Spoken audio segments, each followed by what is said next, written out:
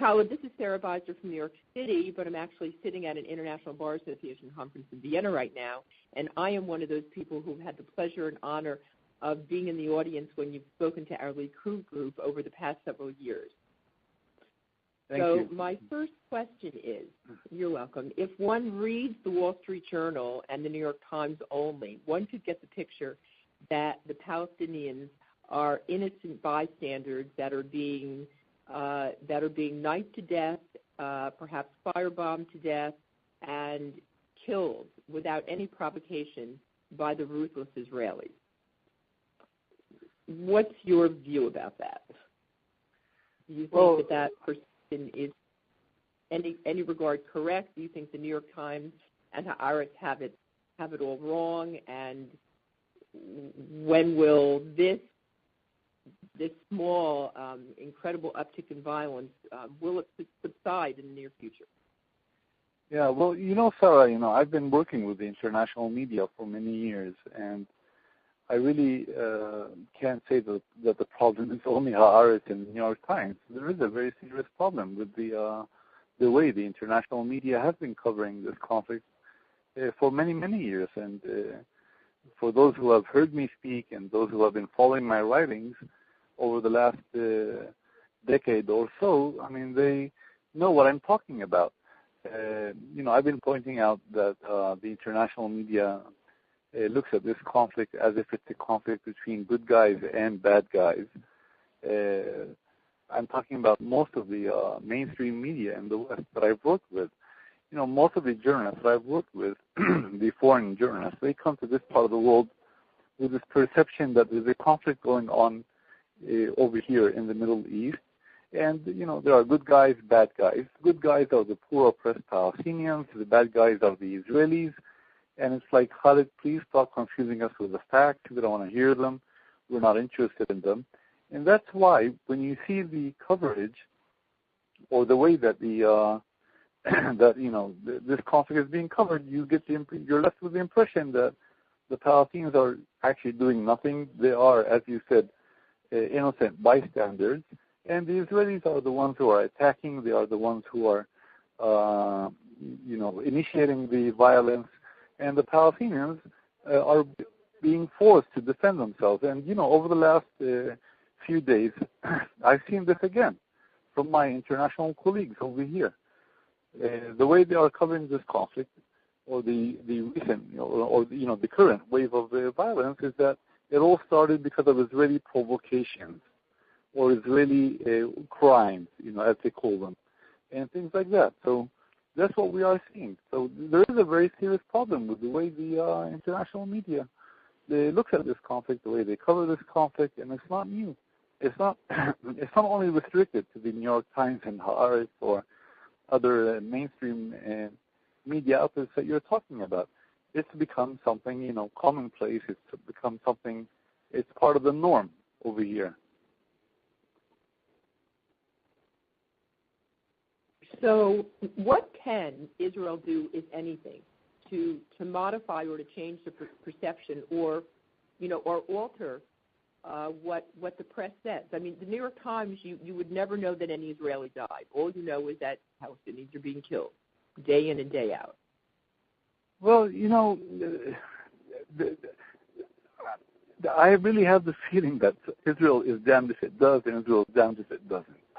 And, you ask, what can Israel do? And I also ask myself that question many times. And I also ask my international colleagues who are here that same question. What do you expect from Israel? What is it that you want? And I'm not really sure that, Israel can do more than what it is doing right now, which is try to explain its position. I think what the Israelis should be doing more is, going to social media, going to all kinds of media outlets and try to explain to them in a more elaborate way the Israeli position. That might help.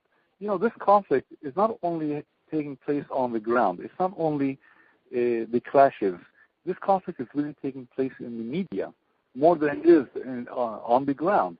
And we all know and we all see that, the Palestinians are doing things during the day in order to see, so that they can, at the end of the day, just sit and watch themselves and see how they perform during that day. It's like, oh, let's see how many scores did we score, how many points did we score today. That's the Palestinian position. And that's where I feel that the Israelis are not really doing enough. They're not, they're fighting on the ground. Yes, they're defending themselves with the Israelis, but they're not also involved in the battle in the social media or in the mainstream media. And that's where that battle is also taking place.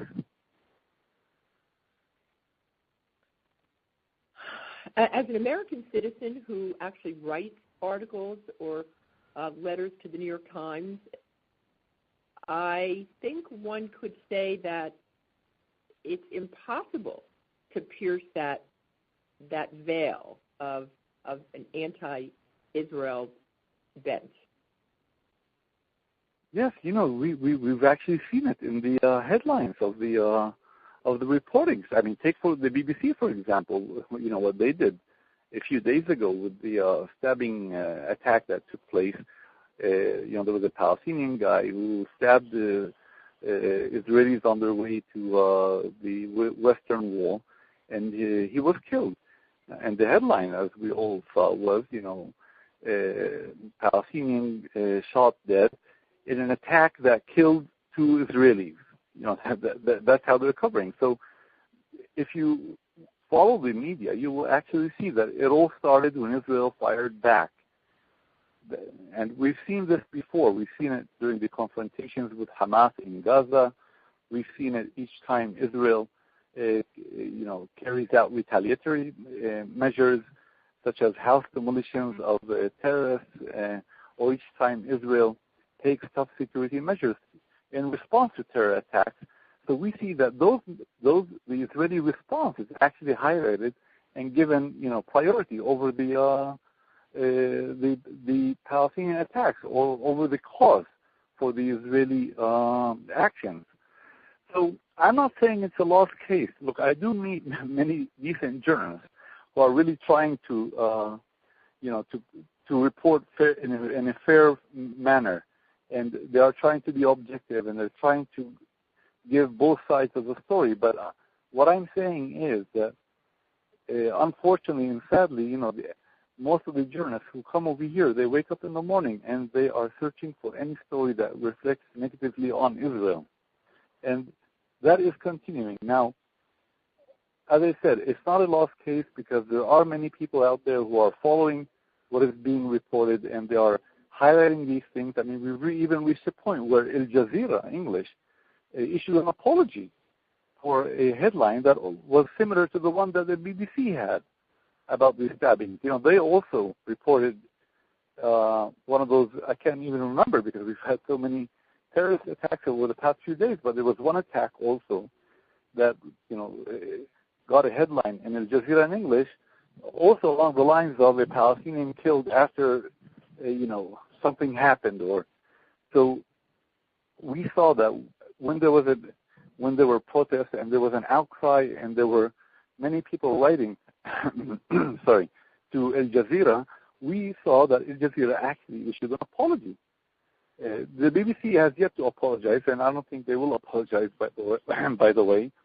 But this just shows that, if people are alert and they really care and they point out these things, then there can be change.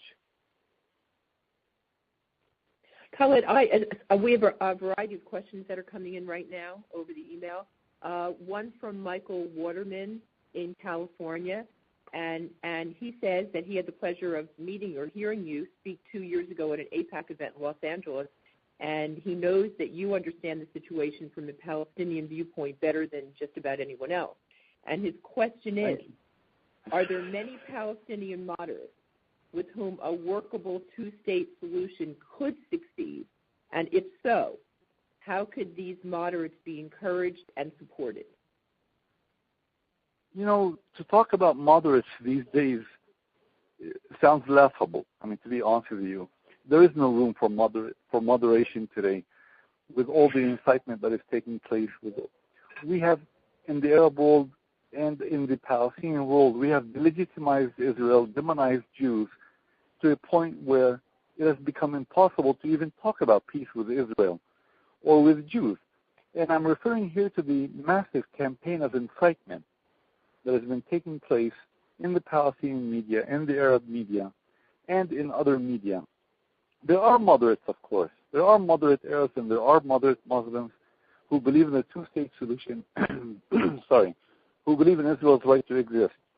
But I have to admit that these moderates represent a tiny minority of people in the Arab and Muslim world because of this incitement, this indoctrination that is continuing in the mosques, in the media, and in the public rhetoric. Khaled, Hal Brill from New York City asked whether you believe Israel has to freeze buildings in Jerusalem to bring about peace talks with the Palestinians, or even worse, in order to have U.S. support Israel in the UN. You know, Sarah, this conflict is not, again, this conflict is not the result of construction in Jerusalem. It's not about another 23 apartments being built in Jerusalem or a new neighborhood in a settlement in the West Bank. Those who think that this conflict is about settlements or construction of a neighborhood here and there, they're being naive. Was there peace before the settlements were built? I didn't see peace between Israelis and Palestinians. I didn't see the Arab world accepting Israel's presence over here. To say that this is about settlement construction or things like that is making a very naive statement. I wish this conflict were about settlements or building another neighborhood in East Jerusalem. This conflict is really about Israel's existence in this part of the world. And I'm sorry to tell you that in the Arab and Muslim world, there's still a majority of people that has not come to terms with Israel's right to exist in the Middle East. They look at Israel and see Israel as one big settlement that must be uprooted. That is the essence of this whole conflict. So that's how we should see it. Settlements, construction of the neighborhoods, that's all blah, blah, blah. Otherwise, how do you explain the fact that the Palestinian media is referring to people who are being stabbed or killed in Afula, in Haifa, in Rishon LeZion, or Petah Tikva as settlers? These people are being called settlers, which proves my point that they see all these people in Israel on both sides of the Green Line, in East Jerusalem, in West Jerusalem as settlers.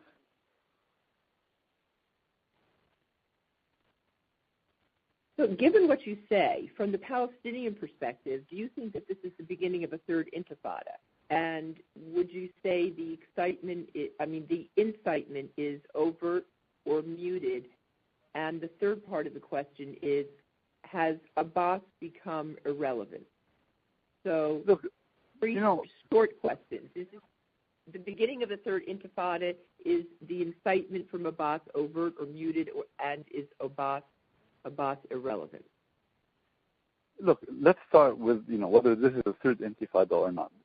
Well, I don't like to use these terms because we've had daily attacks against Jews over the past few years.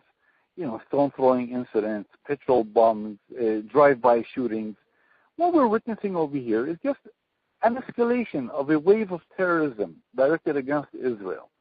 It's not a mass movement yet, but it's, people waking up, young men waking up in the morning, incited, and they just go out to kill the first Jew they meet in the street. Why? Because they're being told by their leaders, by their media, by their governments, that the Jews are defiling the holy sites. The Jews want to destroy the Aqsa Mosque.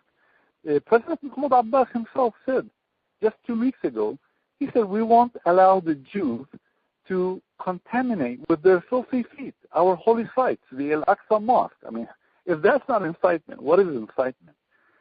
So if you're using all these words in all these terms, then don't be surprised that people wake up in the morning, these young people, and they go out to kill the first Jew they meet in the street. And let's go and watch Palestine TV out of Ramallah.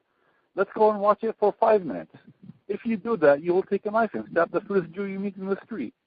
Why? Because you will see that the Jews are so awful, and they're destroying and defiling and contaminating our holy sites, and they're committing war crimes, and they're raping and kidnapping and doing all these awful things.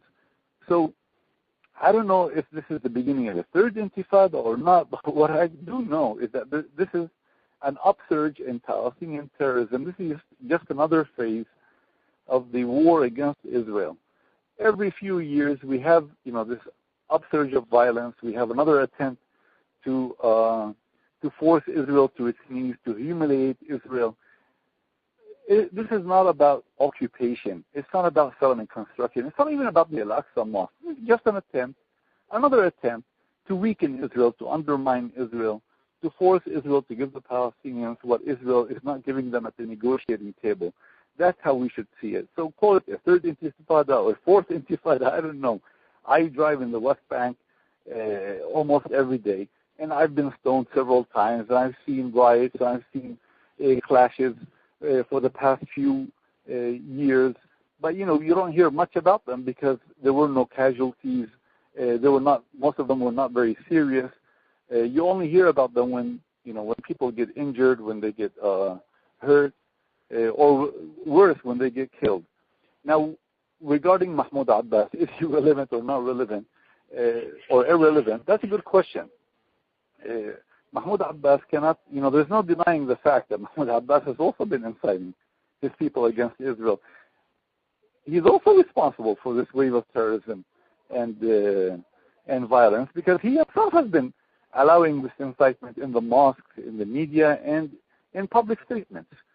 As I said before, if you're telling your people every day that the Jews are storming our holy sites and they're defiling them and contaminating them and they plan to destroy them, then, of course you're going to get this. Mahmoud Abbas, for now, I think in the last day or two, he's beginning to understand that, this violence could be counterproductive, that it could also turn against him.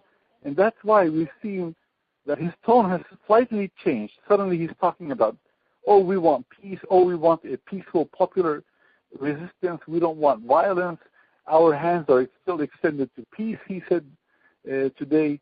He told us when we were in Ramallah. So we see that, he's beginning to understand that, this could all turn against him also, because the same Palestinians that he has incited against Israel, they see him also as an agent of Israel, as a collaborator with Israel. So he's in a very difficult situation now. He's actually caught between the hammer and the anvil. On the one hand, he incited his people against Israel to a point where he can no longer control his people right now. And that's why he can't even condemn terrorist attacks against Israel, because he's afraid of his own people, the same people that he has himself incited against Israel. So, as we say in New York, he's between a rock and a hard place. Yes, absolutely. Of his own making. Now, Nir Barkat has requested, or at least advised, Jerusalemites to carry guns. What do you think about that? Well, to be honest with you, I live in Jerusalem, and I have to admit that I don't feel very safe these days. I was walking with my daughter in downtown Jerusalem today, and you could feel the tension. You could see that, things are not, that things are not that quiet. It actually reminded me of the days during the second Intifada when we had suicide bombings. I mean, back then there were days when we were afraid to go to downtown Jerusalem to drink coffee. There were days when we could not go to the shopping malls. And I'm afraid that, we're beginning to see those days come back to Jerusalem, and that really worries me. Now, I can understand, Barakat is saying carry guns. I can understand why. He's not saying carry guns and go out and shoot randomly, at Palestinians. But there is a sense of lack of security. People don't feel secure anymore. And I, as a resident of Jerusalem, I have to admit that I don't feel secure. I don't allow my children anymore to go out at night right now. Until 2 or 3 weeks ago, they could go out. They could go to downtown Jerusalem. They could go to any restaurant, or they could go to their friends. But now, I ask my children to be home by 8 because it's not safe out there. And what about your wife? How does she feel walking the streets? Is she concerned? Of course. We're all concerned. The same applies to her. She also goes to work in the morning and comes back. And, we don't know. It's not only us. Everyone living around here is very worried. You see these people going out to stab the first guy they meet in the street. And, how can they tell? Today it's even not easy to differentiate between a Jew and an Arab. Many of us look like each other, and you just don't know. Some of these incited young men, they just attack without even asking. So we're all very worried, as I said, including my wife, of course. Switching gears a little bit, let's talk about Russia in the north. Does the presence of Russia in the north complicate, and to what extent, a future Israeli response against aggression by Hezbollah? And I should add that my husband actually just emailed me from New York, and he said that apparently one of Russia's cruise missiles aimed at Syria ended up hitting Iran. Yes, we've heard that one or probably more than a cruise missile fired from the Russians has mistakenly hit Iran. But again, we have so many problems inside Israel and in the West Bank and East Jerusalem that these stories have temporarily disappeared. But we look at what's happening in Syria and we see Russian involvement, and we're not even sure if it's good for Israel, if it's bad for Israel. People are just watching it, and it's really confusing because we no longer know who's against who. I mean, who are the Russians fighting over there? Are they fighting ISIL, or are they fighting Assad's secular opponents, or and what are their real goals, and where is the U.S. in all of this?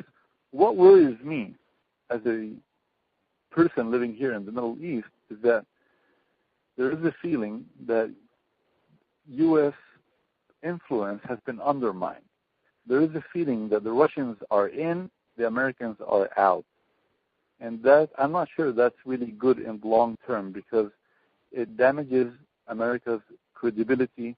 America is no longer seen as a strong broker, as a country, as a superpower. People are now looking at Russia and saying, wow, this is wonderful, this is great, the Russians are now doing it. And there is a feeling that America is retreating. America is not interested in the Middle East anymore. I'm not sure that's very good because it actually emboldens, the anti-American people and the anti-Israel people over here who don't want America to help Israel. They don't want to see the U.S. supporting Israel. And now they're all looking at Putin and Russia as, the saviors, the new Middle East players. So as I said, there is a feeling that this whole Russian intervention in Syria comes at the cost of U.S. credibility.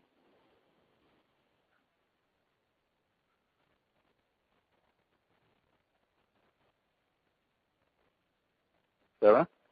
No, I'm sorry about that. Khaled, I am sorry, but I know that it's already 10 o'clock here in Israel, and I promised you that it would not be more than 30 minutes, so I want to thank you for the time that you've taken to give us your insight and your comments and thoughts about what is going on here in Israel. I want to also let everyone know that you will be addressing us in person here in Israel during our next upcoming leadership mission to Israel with AFL, coming up at November 1 to 4, and you and I are going to determine exactly when during those 4 days that you're going to be addressing us. But we do encourage everyone who has not yet joined American Friends of Likud to do so, and to please join us on our mission and our upcoming calls and briefings, these exclusive briefings. And again, Khaled, thank you so much for taking your time. We look forward to seeing you again, not only in Israel, but certainly when you travel to the U.S. as well. Thank you very much, and take care. Thank you. Yes, All aboard. thank you, Khaled. Yeah, thank you, Adam. Thank you, Sarah. Thank you. Thank you. Good night, all. Bye-bye. Bye-bye. Bye-bye.